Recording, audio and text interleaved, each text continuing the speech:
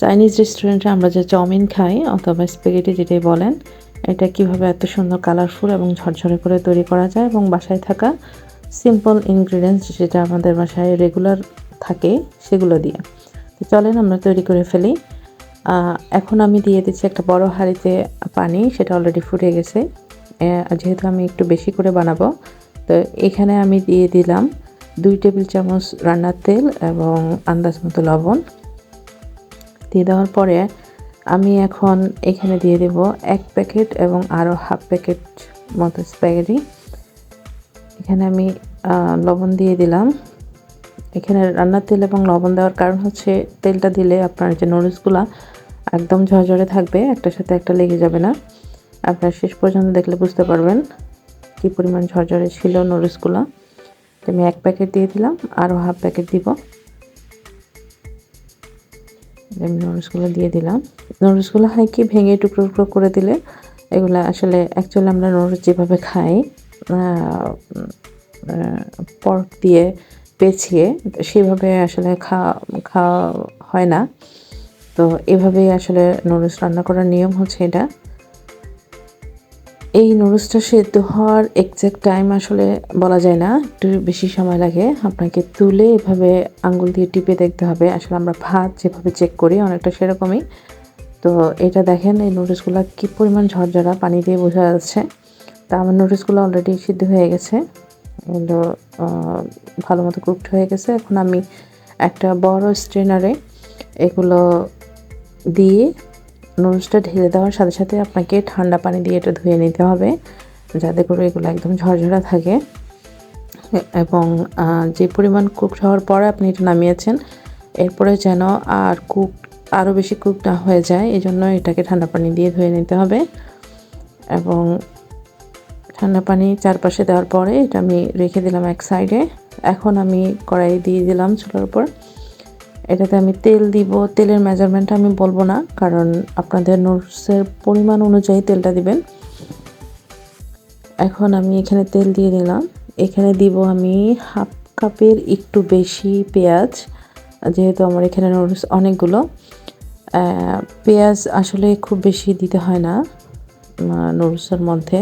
তো আমি আমার নুডলসের আন্দাজ অনুযায়ী হাফ কাপের একটু বেশি দিয়েছি। সাথে আমি জুলিয়ান কাট করে রাখা বোনলেস চিকেনটাও দিয়ে দিব। চিকেন আছে আমার এখানে 1.5 কাপের একটু বেশি, সেটা আমি দুটো একসাথে দিয়ে আমি ভেজে নেব। ভেজে নেওয়া মানে হচ্ছে চিকেনটা জাস্ট কালার চেঞ্জ হয়ে যখন সাদা সাদা হয়ে যাবে, ওই পর্যায়ে আমার চিকেনটা এবং পেঁয়াজটা একসাথে ডান হয়ে যাবে। তো আমি চিকেন এবং পেঁয়াজ দেওয়ার পরে একটু নেড়ে চেড়ে নিব এটাকে। এর মধ্যে আমি এখন কিছুই দিব না, শুধু একটু 1 মিনিট 1.5 মিনিটের মতন নাড়াচাড়া করলে এটা হচ্ছে ডান হয়ে যাবে। যে দেখেন চিকেনের কালারটা চেঞ্জ হয়ে গেছে, পেঁয়াজটা নরম হয়ে গেছে। এখন আমি এটাতে আদা দিব 1 টেবিল চামচ এবং রসুন কুচি দিব 3 টেবিল চামচের একটু বেশি, কারণ নুডলসের মধ্যে রসুন বাটা বা পেস্ট না দেওয়াই ভালো। এটা রসুন কুচি দিলে টেস্টটা অনেক বেশি বেটার আসে। তো আমি রসুন কুচি এবং আদা দিয়ে 1 মিনিটের মতো এটাকে ভাজবো, যেহেতু আদাটা একটু সলিড পর্যায়ে আছে। এটা গলে যেয়ে একটু গন্ধটা যাওয়া পর্যন্ত ওয়েট করব। 1 মিনিটের মতো ভাজলে এটা হয়ে যাবে। এরপরে 1 মিনিট ভেজে নেওয়ার পরে আমি এতে এখন অ্যাড করব light soya sauce half cup. এটার যদি নুডলসের কালারটা আপনারা ডার্ক করতে চান সেক্ষেত্রে ডার্ক সয়া সস দিবেন, তবে সেই ক্ষেত্রে হাফ কাপ দেওয়া যাবে না, আরও কম দিতে হবে, কারণ ডার্ক সয়া সসটা পরিমাণে কম লাগে। তখন হাফ কাপের চেয়ে কম দিতে হবে তখন। আর সাথে দিলাম আমি টমেটো সস হাফ কাপের একটু বেশি। এখানে যদি আপনারা নুডলসের স্বাদটা আরও বাড়াতে চান এবং কালারটা ডার্ক করতে চান, সেক্ষেত্রে আপনারা এখানে চিলি সস এবং সুইট চিলি সস অ্যাড করবেন, তখন এটার স্বাদটা আরও অনেক বেশি হয়ে যায়। যেহেতু আমি আজকে সিম্পলভাবে দেখাবো বলেছি, সেই জন্য আমি সিম্পলই রাখলাম। এখানে আমি এখন অ্যাড করছি গাজর কুচি এবং হচ্ছে গ্রিন চিলি, কাঁচামরিচ চিড়ে রাখা, ওটা আমি দিয়ে দিলাম। এটাকে জাস্ট হচ্ছে একটু ভালোভাবে মিশিয়ে নেওয়া পর্যন্ত, এখানে বেশি সময় নিয়ে ভাজাভাজি করার কিছু নেই। এখন আমি এখানে অ্যাড করব গোলমরিচ গুঁড়া, এটা কালো গোলমরিচ। এখানে দিলাম আমি 1.5 চা চামচ, 1 চা চামচ এবং আরও হাফ চা চামচ দিয়ে দিলাম। এখন দিয়ে দিব লবণ। লবণটা বুঝে দিতে হবে, কারণ হচ্ছে আমি সেদ্ধ করার সময় নুডলসে লবণ দিয়েছি।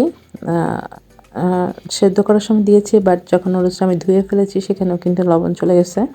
তো সেভাবে আপনারা বুঝে লবণটা দিবেন, প্রয়োজনে পরে আবার অ্যাড করে নেবেন, কিন্তু বেশি লবণ দেওয়া যাবে না। আপনারা যখন রেস্টুরেন্টে নুডলসটা খান দেখবেন কখনোই নুডলসটা কিন্তু ওরকম নোনতা হয়ে যায় না। নুডলসের লবণটা একটু লাইট থাকলে তখন নুডলসটা খেতে মজা লাগে।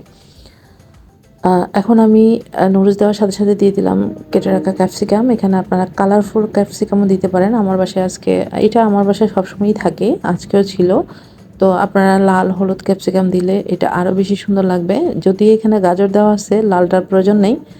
তো এই জন্য আমি সবসময় এইভাবে দিতে পছন্দ করি। এই যে দেখেন, আর নুডলস দেওয়ার পরে আমাদের যেটা মেন কাজ সেটা হচ্ছে ভালোভাবে মিশিয়ে নেওয়ার পরে জাস্ট 1 মিনিট আমরা রান্না করব।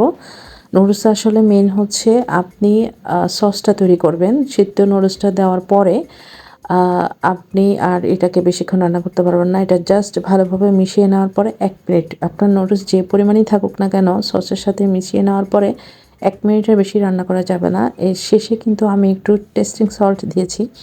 এটা দিলে নুডলসের স্বাদটা অন্য লেভেলে চলে যায়, বাট টেস্টিং সল্টটা স্বাস্থ্যের জন্য কেউ বলে ভালো, কেউ বলে খারাপ, ক্ষতিকর।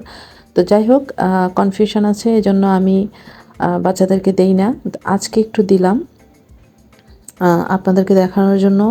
যদিও আপনারা দেখে বুঝে নিতে হবে, খেতে তো পারছেন না। এটা যখন আমরা টেস্টিং সল্ট দিই এটা অনেক বেশি টেস্ট হয়ে যায়। এই যে দেখেন আমার চাউমিন স্প্যাগেটি রেডি হয়ে গেছে। দেখেন কতটা ঝরঝরা এবং কালারফুল হয়েছে এটা।